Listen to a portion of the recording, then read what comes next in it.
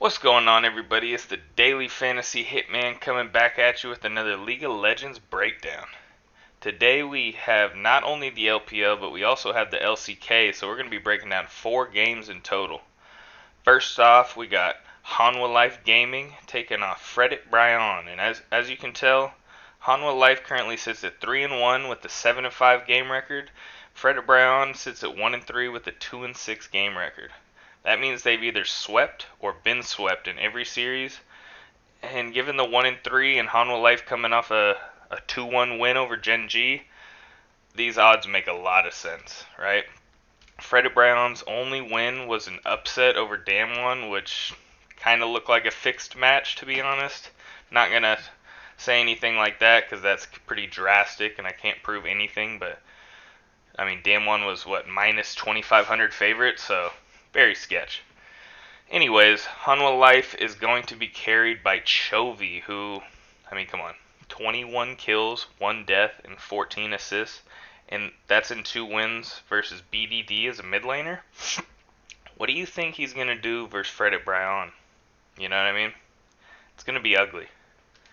And another guy who I think is doing great alongside him is Arthur, the new jungler who's coming over from the Dire Wolves, actually, in Oceania, which is interesting because I'm loving you can go from the OPL to the LCK, and I mean, he's looking great, so that's a guy that I look at next to Chovy. Vista has also been doing pretty well, so I mean, overall, I just love Hanwha Life here, and as you can tell, look at the early game rating, 56.4 to 26.7.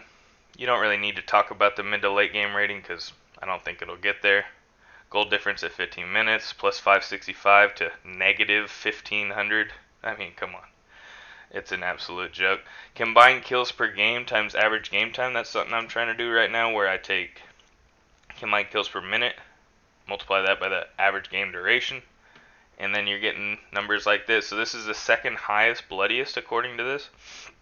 So I could see Chovy and Arthur being pretty good plays. But, you know, end of the day, I got Hanwha Life winning here in a stomp, so let's move on to the next series. Damwon Gaming versus Gen.G. Now this is going to be the most hype series of the entire day, I think. Why? Well, not only are the odds the closest, but I actually think Gen.G can pull off the upset here. Again, why? You know, I mean, Gen.G's coming off a 2-1 loss to Hanwha Life. They did beat T1. They swept Fredit Brion and KT Rolster, so it's about where you'd expect Gen.G to be. Currently sitting on top of the LCK, 3-1, 7-3 game record.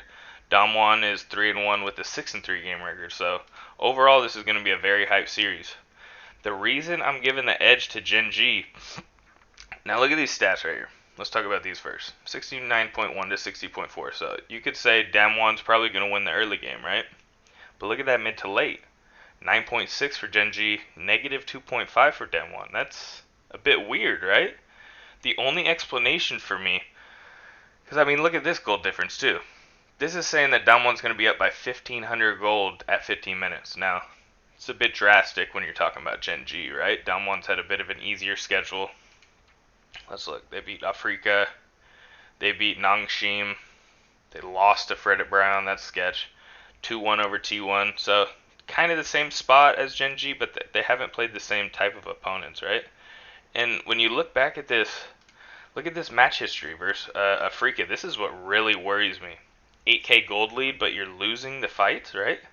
You're giving up 2 dragons. You're giving up 3 towers to Afrika. I mean, this is a team that they're supposed to stomp, right? I mean, look at this game. You're up 11k gold, but I mean, look at how long this has taken them, right? And it's a very, it's not an easy win, you know? And these should have been relatively easy wins, I thought, for Damwon coming off of the loss to Fredit Brion. So that was a bit worrisome to me because it points to some glaring issues, right? And so I thought back to myself, what were the issues? Well, remember Khan's coming in at the top lane from FPX. And you remember what happened with FPX, right? FPX had Khan on their team, and we all thought they were going to be amazing. And then they fell off the face of the cliff, right? They were horrible last split. And it was mainly because they had an issue with top lane, right? So who did they grab? Who does FBX grab? Damwon's top laner, Nuggery, right? Nuggery is not here anymore. So they swapped Nuggery with Khan. For me, that means a lot of pressure is off the top lane, right? Because Nuggery just creates insane amount of pressure in the top lane. He almost needs 2 to 3 people to come over and stop him, right? Every time he's pushing towers, he doesn't care about the team fight. He's a very aggressive split pusher. Khan, on the other hand, I won't say the same. I'd say he's more of a weak side top laner at this point in his career, right? So you're taking away an aggressive split pusher for a weak side top laner, which means more pressure on mid and more pressure on the ADC. Showmaker, I would say he's probably the first or second best mid laner in the LCK. So that dude's taken, he can handle the pressure, right? This is the guy who can. It's Ghost. Do you remember Ghost when he came over? I don't remember what team he came over from. We could check that. But basically, Ghost is not a guy. Look at this, Sandbox Gaming. That's nothing special. BBQ Olivers. Okay, he's been in the league for a while, but I'm not gonna say Ghost is a top 5 ADC in the LCK. I'm just not gonna do it.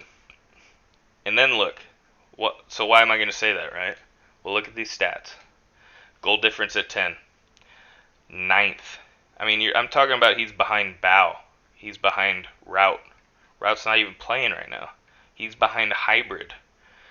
XP differential at 10. Again, second worst in the league.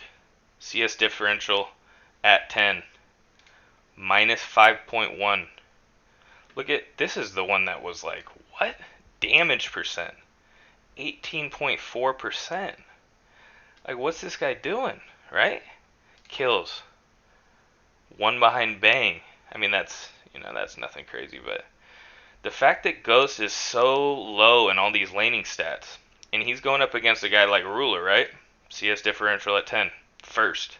CS per minute, first. Okay, the damage could be higher for Ruler, but look at these laning stats. They are way better than Ghost. So the fact that I think Gen.G can win that bot lane, top lane, I think top lane's kind of a wash, right? Khan and Rascal has been insane, right? Look at this kill share, 22.5 versus a 14.6 for Khan, right? Look at the damage share. 24.9, 25.8. Okay, so Khan's been dealing the damage, but, it's just, I don't know. He's playing more of a tank style, and he's just, I don't know. He's not delivering the same Khan that we thought he was, The same guy that was winning worlds with T1. It's not him anymore, right? So Damwon, I'd say the top lane is even. Khan and Rascal is even. Canyon and Clid, I'd give the edge to Canyon there. Showmaker versus BDD, give the edge to Showmaker. But that glaring issue in the bot lane with Ghost and Barrel compared to Ruler and Life. Now, Life is not the most insane support, but Ruler, I got a feeling that he pops off here versus Damwon, because they just Ghost has been an issue, and let's just double check with his. Look at this KDA: 331, 213, 124, 232, 403. I mean, it's almost like he's a weak side ADC. You know what I'm saying? So I literally am just gonna go with Gen.G to scale into these games. They're gonna play through Ruler. The Rascal's gonna be split pushing. Potentially he's gonna get an advantage over Khan. Maybe he's gonna be on the Camille, something like that. Khan will play something like a Ornn. You know what I'm saying? So they'll be interested in the team fight over on Damwon, but I think Gen.G just out macros them and just gets that late game.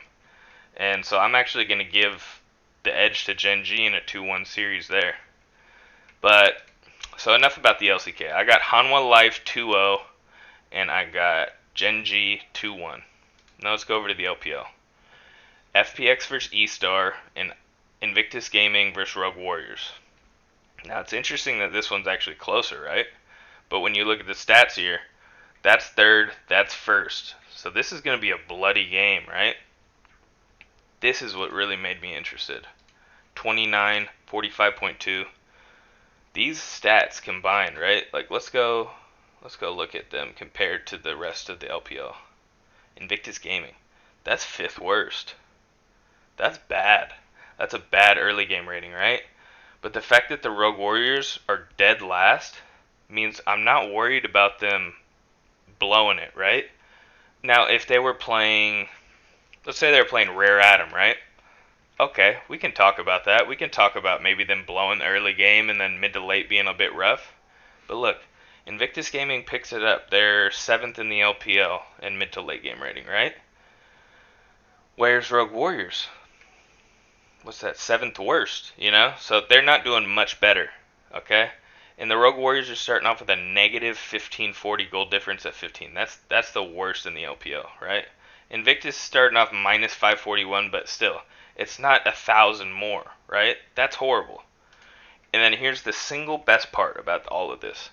Champions killed per minute, 0.94, 0.87. But here's the crazy thing. Average game time. They have the 2 lowest. So something's got to give here. Highest champions killed per minute. Lowest average game time. Both teams are bad in the early game. Both teams are showing kind of iffy in the mid to late, right? So what do we think's going to happen here? Neither team is showing me great macro oriented play, right? It's more okay, I'm going to outplay you in this team fight. You know what I'm saying? So that's why IG Rogue Warriors, that's going to be a hype matchup where a lot of kills are going to be happening and a lot of action. You know, that's going to be the one, if you want to stay up and you want to watch one of the games, that's going to be it, okay? So maybe set your alarm, do whatever you need to do, you know? Because that game is going on 3 a.m. my time, so we'll see if I get there, but I'm going to try. This one, FPX versus Estar, it being the heaviest favorite on the entire slate makes a ton of sense because this is the one thing I wanted to show you. Tion, 64.4% kill participation. That's not great. And if you didn't know, Tion mutually parted ways with FPX, so he's no longer playing for FPX, right? Something happened. Bo, my guy Bo comes in from Estar Young, right? I found out that this guy was actually MVP of the LDL last split. So let's look at the stats, right? 72% kill participation, 34.8% kill share. This guy's a straight carry, right?